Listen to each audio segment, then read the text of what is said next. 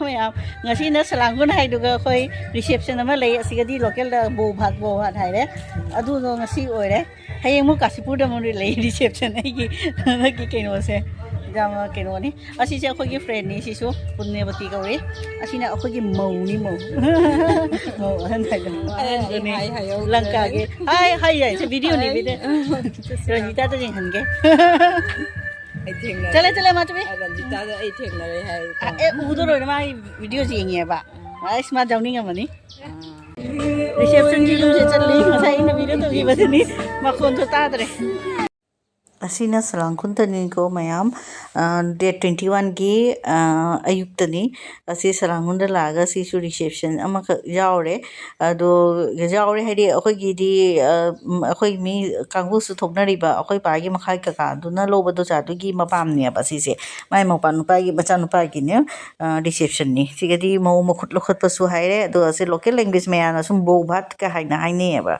ai di nga uri kai no bo bhat hai se na bo bhat ji di pura mayang ma hina mayang na se bo bhat haina ko ni akhoi na makhut lokhat pa mau makhut lokhat pa ado se reception sina khoi gi mau ni sele khoi ma kun khoi la ini siga inak na ina aduga di aina adagi Kasipur dagi date 19 da hajibo 20 jana luhomba adugi 21 ge morning de lakpa da na asmai thorang to le me mamo rajin gi machan pa gi raju ki smai reception to lai mi loi lak e to ai su chatle akoi atopa su na te na manak ta dum lei bani akoi mamo sing gi bacha ni na ne to mu jaw re to kai na koi baji oi mungi loi chatle ba mawo kai loi jaw re mo chau si hai na sum la e do harau re loi una re nungai re adu loga hing hai tare de 22 da na Kasipur gi luhong ki batu gi reception oi do ba to su mo khot lokhat pani adu loga khoi sum Guwahati ai halani ado sina hali reception jaw sina Salangkhun se to sisu akoi keno gi Salangkhun gi dumni ado akoi sum pi da loi tinarami ni moi se punyabati gauri ado si ane siatili se atopan te loi pano Salangkhun mi atani do ato to mo oina lakpa gi mayam su loi jaw re sila isina su mau ni Salangkhun de oiba sina ningon ni akoi ma gi ne mamton gi machan pa lo ni si se to chare ba hana kauri adu ma ki mo panopa gi mo atani maning de la ising se khojai gi su bhaluk mai gi su jaw re hoji Salangkhun ka hai se mi ato pa jaga khojai sonde di khoi hana di tam familiar orim de ba ato pa mafam dumai to re mi hoji ti mo sonde gi mo ata oina re ayamba siga ne Salangkhun da do Salangkhun ni pi jing na to pa jaga ta chakre mai to re tu na hande already settle oi le ram ba mi jing du di khoi khange ba ado muji ano no bla ko se khar di khangdre wari to ra go adu gi machane da ni dumai suma haina ra ga di sum khange ba ado nungai re do khangna ba ngata loi me ahan jing si su khoi nungai re hai tare khali kaino gi ta Salangkhun hai ba khun do adu gi ta mi na te dablong gi su la i ate te thoring gun gai gi su sum la i ba moi mayam mi tel le ba si ga su ado si Salangkhun hai ko ri se ado ma ki su mane atopa maming maki mayam na khangna ba mayang jing na khangna ba dadi aphaba maming hai ta Nayanpur ko ri si se Nayanpur ko ri aduga si Salangkhun do rang chatlu badluhong ba mafam duna kaino hai group opi Kasipur su ko ri maming ja ni thoi aduga si ni mau hujik ta thokle khoi nga sai ne fam na ngai le mi mau se thoga khoram me mayam da adu loga maki asun gi decoration tau thamba chair si ga pham doi ni to mi laknari sum je ayuk tani si tawri asi program se ayuk ta taw bani asi ga mayama mi pur mak se si sum ne mane lunch taw doro bani ba mo na ga thong khon na arrange tawre son da sangoi le ya ba si ga sangoi da ne khalla ga chair tha ga mayam cha doi ni tam nungai re thore on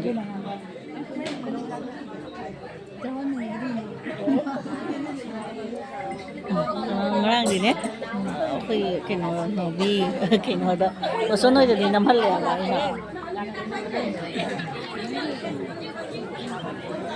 ai ano bi ka ko ni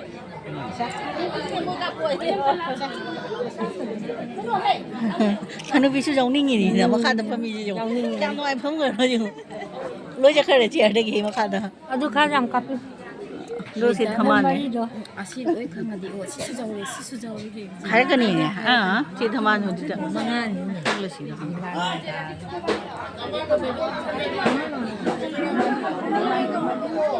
강제가 많이 주면 먹으면 되겠네. 뭐 잠깐만 놀래. 아, 범인이야 되는 거는.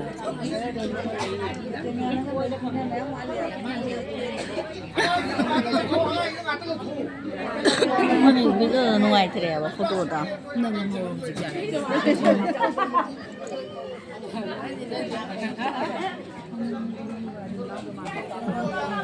어디 끝나 누가? 진짜. lấy gan cho mà mang ngon thà tới cái gì chơi sân màu không á không nãy à bố đâu gỡ rồi anh ở ngoài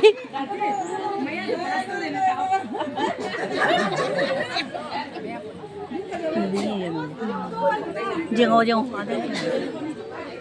hay không được chưa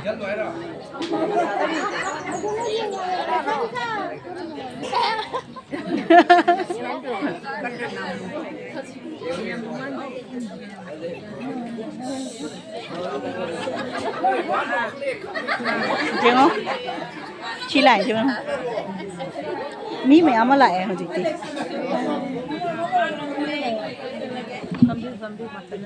Sao isay lepi dah ngadam video tu kau ini ha?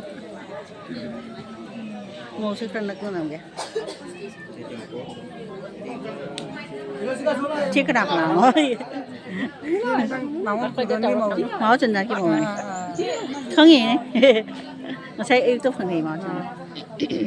sẽ tụi trẻ ba lê đây sẽ phải không? Chị là nuni. Mà bố lú chị là nuni. Chị là nabi nên là mình chọn pini. Rồi nuôi được cái mình làm cho cà bui kì. Ô không gì đâu. Chị bị video mai mình làm video. Mất sức quá này. Ông có khả năng bị vậy lấy.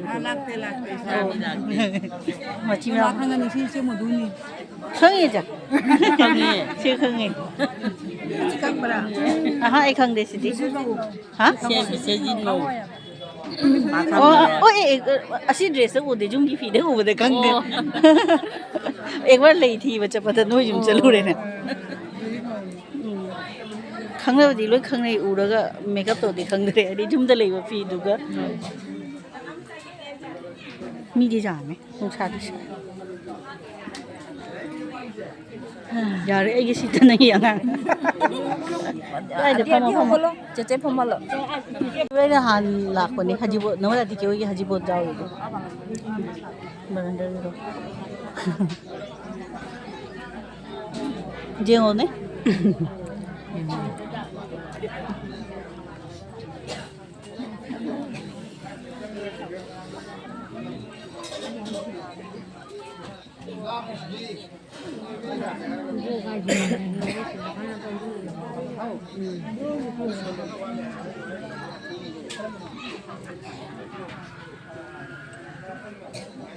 이거 뭐 보려고? 누짜지요?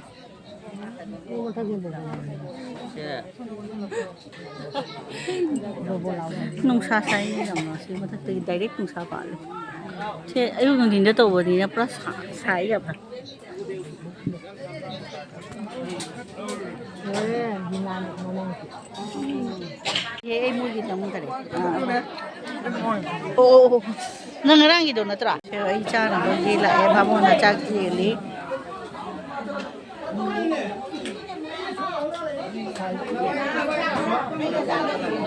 자, 그냥 이제.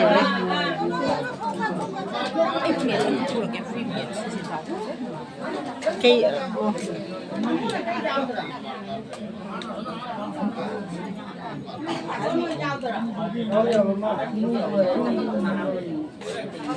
bao nhiêu chắc đang chỉ là email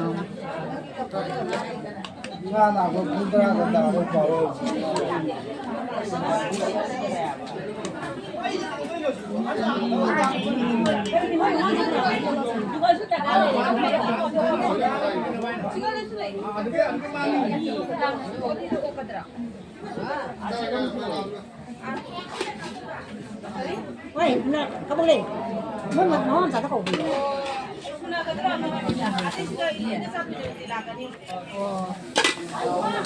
ไม่สิทธิ์นี่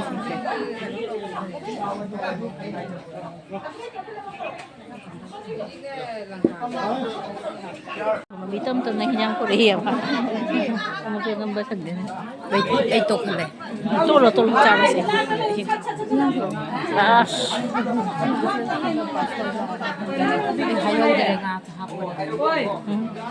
จ้าบลูเลยค่อยmana tu ni orang ni aku celam dah ini untuk nama ini kain dah boleh celam panglam tanam nama saya teman tu ni lain ni mau susi ye mau je mau tu sini mau ni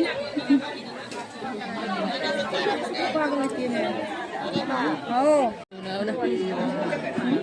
ada lu ngomong dekat lain tadi ke lu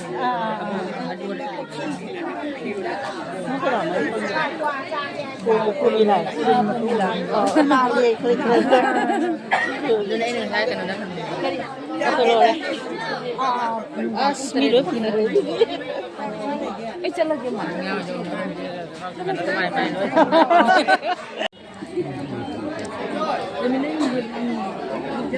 Wah, soalnya kamu ni gitu, gitu macam mana ni? Pusang orang ni, ayam begini pusang orang ni mana? Ngai mana mak? Nang keng sila iro. Shop cai iro. Ini kalau salong ni tu soalnya cai lagi, hingga salong ni. Kau dah nak foto itu, tu foto lagi dia tak tengah ini. Masih iro. Ini kali nak bawa kait dia ni. Double party mali. Double party ni. Ayah. Mana ni? Ay sige mo di Salangkhun si Ugla ini na naman natin kaya ano ya haji mo daw re lukong mo daw re haying je mo sige di bu ba thai reception do ado haying jan de asige to ni khang de ba asidi ba ji de lak ba da jung gi mamang de oi re la asi ke nu ni na do sa kanon gi mapam ni na mapam de mamu da jing ge hang gi smai ni hai di la e namadi ka ba e apuni de le Ini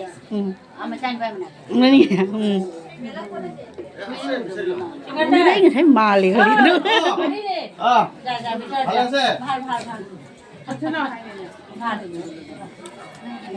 Chơi bồn.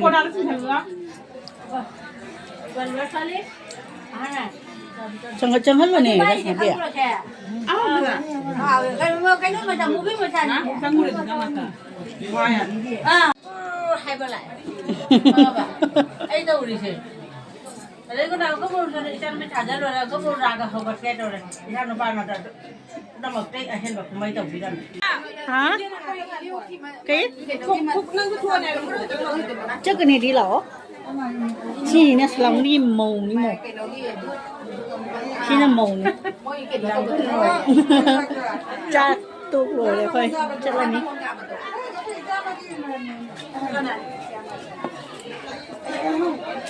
Nah, deh, cakap lagi. Ini cakap lagi. Nang ini lagi. Fotografi lo. Video ni video. Oh, video dah lah ni. Tu nu dah hayu khang ni. Cara. Nolo thora kani hore. Loi na re mi lo chat na re. Lao ni chat kani ai di. Ado dah chat le lao. Aku chat le putar ro lagi.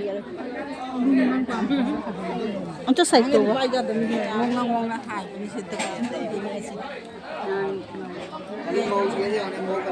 Màu xuống đó gì ngồi. Con đợi đi mang gì không? Năng xoay con đó gì không? Năng xoay gì ngồi không? Cái nó nung xào xào nó pura kim nó.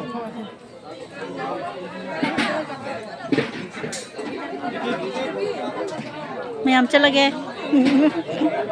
Lao ni na.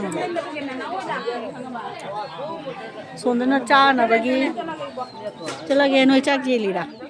Oh, blue kan so? Wa ni. China kwa pa na lai de. Lo de. Che nung thang da di phajani ne che. Asi ne decoration. Nung thang na ma di phajani ai do. Nai than na kem phajai. Nung thang na lao. ꯑꯁꯤꯒꯤꯗꯃꯛꯇ Ngarang nundang le baru ada di nundang dah lah kata dia pada dah naik kan. Ada ngarang ada le bani na mau tin ba hala ko yin ne na. 두기 라인이네. 너 어떻게 또 우리坑되나?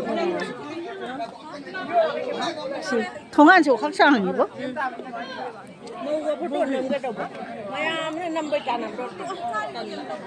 너 남닝에 저 에이 하이게 레다 에이 너 남비 잡으시고 포토 비디오 줬던 데다 포토 수자이나. 라 주시 수트.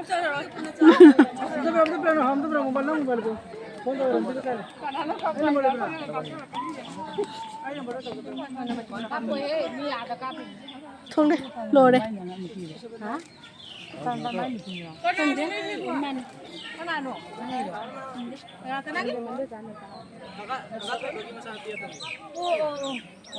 Kanai macam tu pi? Kabuk lagi? Kabuk 산이아니네. 아, 거기 더해.